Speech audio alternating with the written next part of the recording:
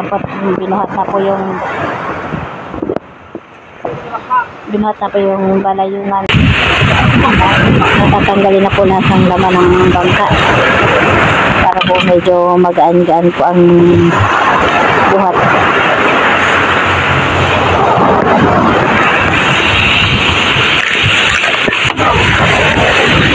Tapos tanggalin na rin po itong makina para hindi po mabigat.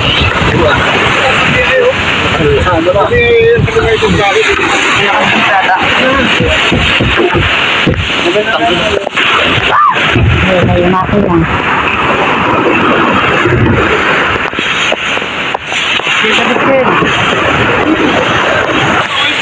Bali po sasakay ko sa sa kulong-kulong ni Ate Iday. At ngayon po ay walang nakakalaot. Dahil po kasama ang panahon. Kaya po dito yung sobrang init. Pero kanina po umaga ay muulan, magdamag. Ngayon naman po ay pahapon na mainit na. Yung bangka James Ian. Bali yung parang yung katik.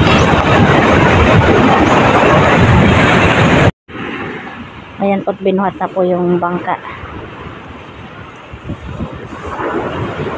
Bali 4 sila nagbuhat. At sasakay dun sa kulong-kulong ni Ate Iday.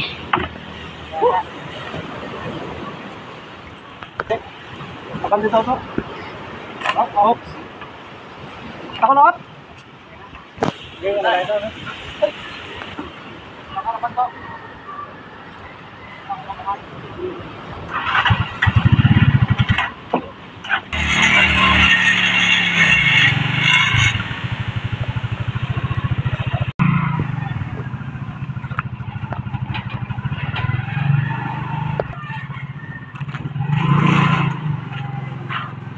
At ito po pala yung may atis. Tsaka puro atis.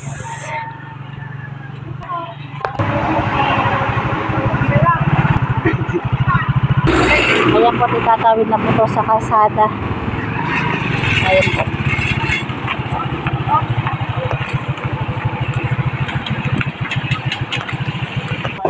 At yan po, ito yung ating bangka. Dito na po yan ilalagay habang gagawin ni Tito Deo.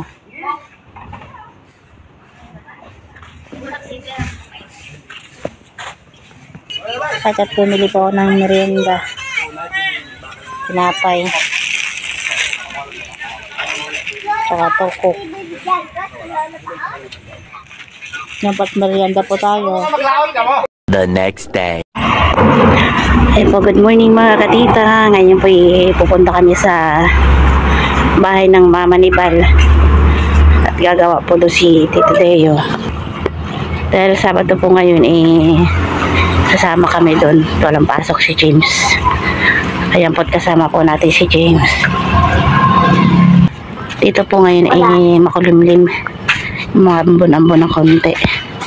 Kami sa tabing kalsada, gabang kami ng bus. Ayun andun po si Tito Deo, nagabang na ng bus. Makulimlim dito at saka konti. Magkamasang ulan dito.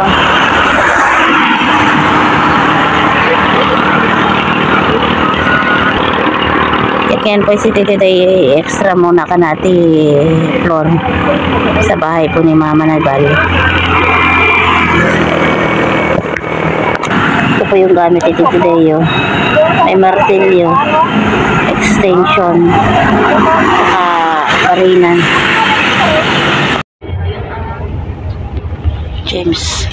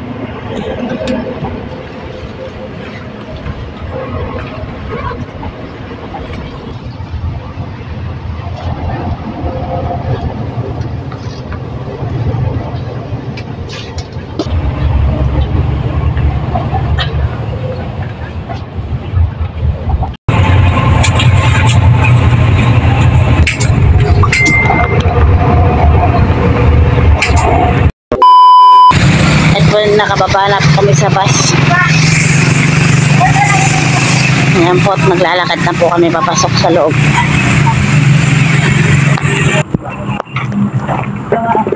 Nauna na po yung dalawa. Dito po pala yung malala. Kapag yung ginagawa din dito. Saan bahay din? Hardware. Ito po pala yung hardware daw po to. Malaking hardware. Lalaki ng bahay dito.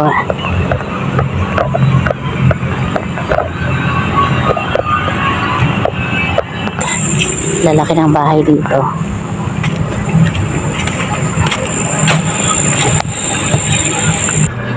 Malapit na po tayo sa bahay na Tiplor. Ayan po, may ito po yung paupahan. Gandang paupahan. Ito, andito na po pala si Ate Flor, yung mama ni Bal. Ayan po, ito yung kanilang ano.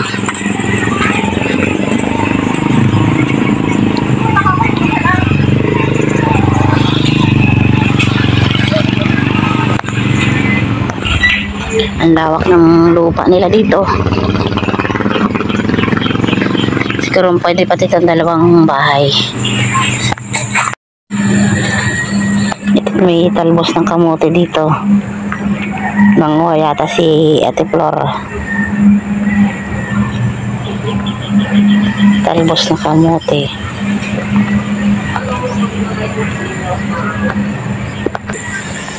Ito yung taniman ni Ate Flor.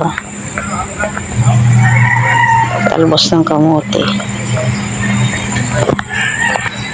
Ito yung bomba niya. Tapos ito po yung tatanim niya ulit. Ito pa ay may ano, puno ng papaya, lalaki ng bunga. Nung una namin punta rito wala pa pong bunga yan. Meron na po ngayon, lalaki pa. At yan po dito naman po ay may itatanim si Ate Flor ng nyog.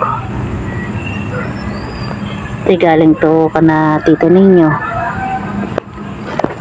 Tamang-tama po yan dito sa kanyang lote. At may cactus po dito nakatanim. Matamis. At ito na po yung ano, bahay ni Ate Flor. Ayan po. Ito pong gagawin ni Tito Deo ay kwarto na ni Ate Flor.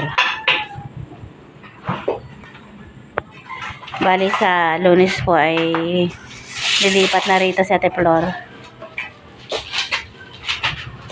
Malaki din itong bahay ni mama ni Bal. Ito na po, may daanan na po dito pa puntang likod. Yan po, dito po sa labas gagawin daw pong kusina. At malapad din po kasi dito. Ayan po, may mga tanim na talong dito. May mga bunga na.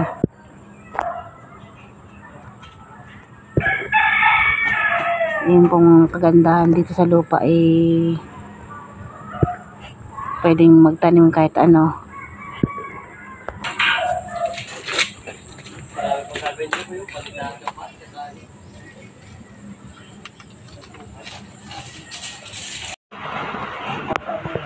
Ayan po, ginagawa na po ito ni Tito Deo yung kwarto. Bali, 2 kwarto po pala to. Yan, 2 kwarto. At isa naman sa side na to ay magiging CR. Nakakabit na po dyan yung ano. Ayan, nakakabit na rin po dyan yung basin. Tinakpan lang po namin.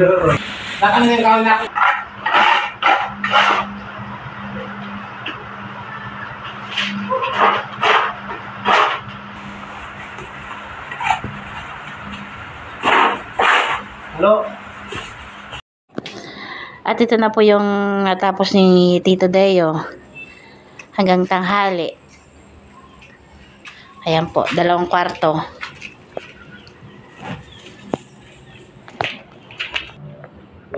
Ang kwarto ni Ate Iday. Ito naman po yung CR. Papasok.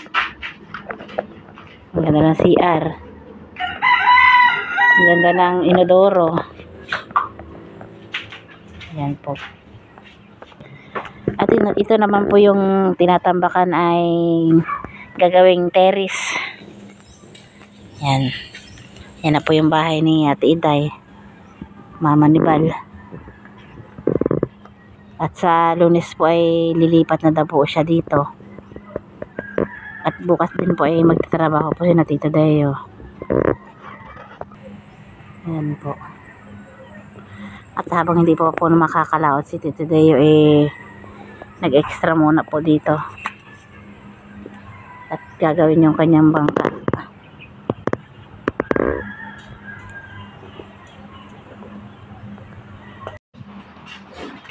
Ba't ka nawari si Dami? Nawari mo ito.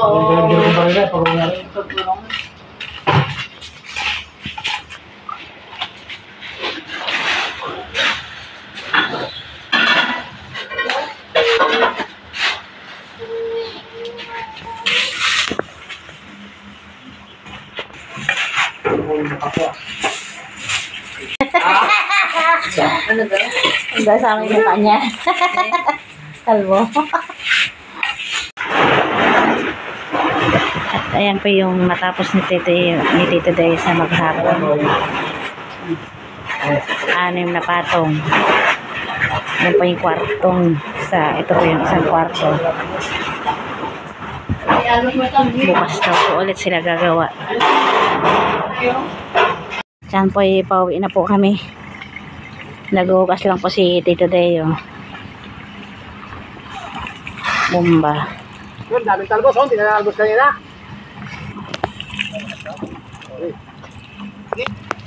Ayan po't maiiwan po si Ate Day. Maglilinis pa po siya.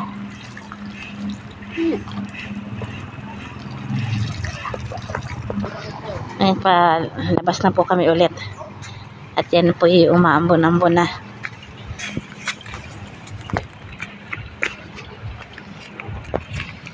Padulas ka, James.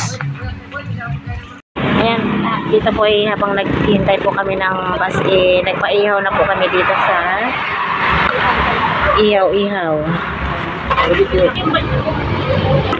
Ayan po yung aming pinaihaw.